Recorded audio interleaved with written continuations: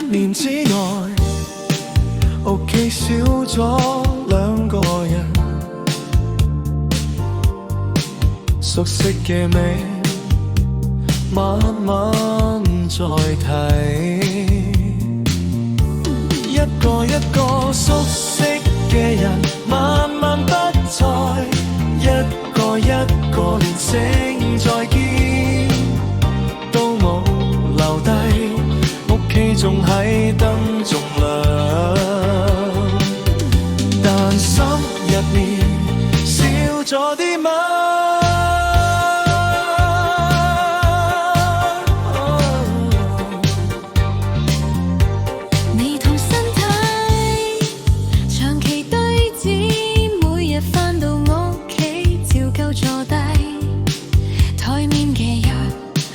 似擺錯位置存在，但從未被提起。你講嘢聲大，每次日常營造，彷彿只要夠狠，時間就會讓步。日子朝行，無人追問，你亦無意為任何人交代近況。直到某一日愛頓然冷卻，大家先發現路都喺度當緊風向，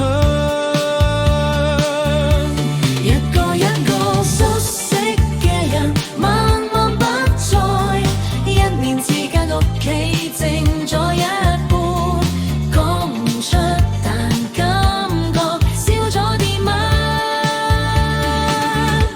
你嘅火氣唔係為雙人，只係世界太快，你未準備，舊道理你一講再講，好似確認自己仲企喺原位。一句唔順，空氣即刻收緊，大家學識留3分距離，俾你完成語氣。你把口硬，態度鋒利，但你雙腳從來冇試過離場，成個共一面隔一個人，咁中斷你嘅節奏，佢唔提高聲，時間自然慢返。你冇反駁，只係收緊肩膀，然後天有啲判斷，你一早知道，只係選擇由佢代你講出口。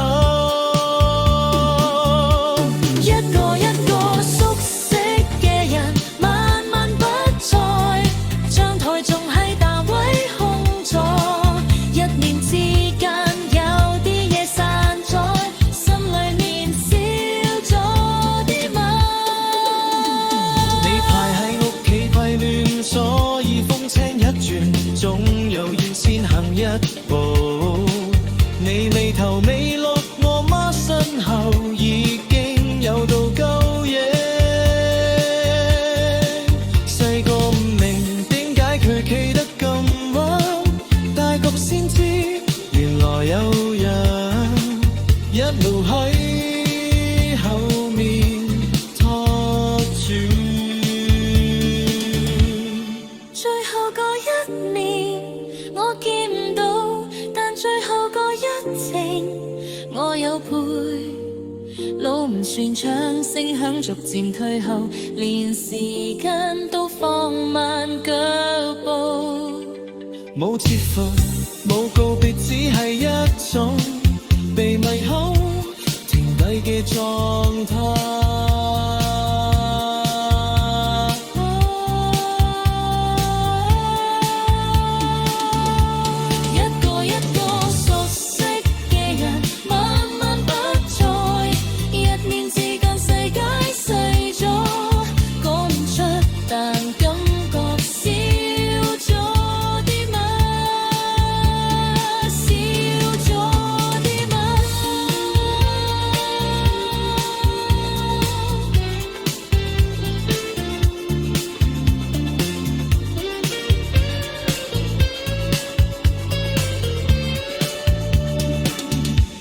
你離開之後，世界冇變，照樣流，聲照樣好，只係有啲位置再冇人知。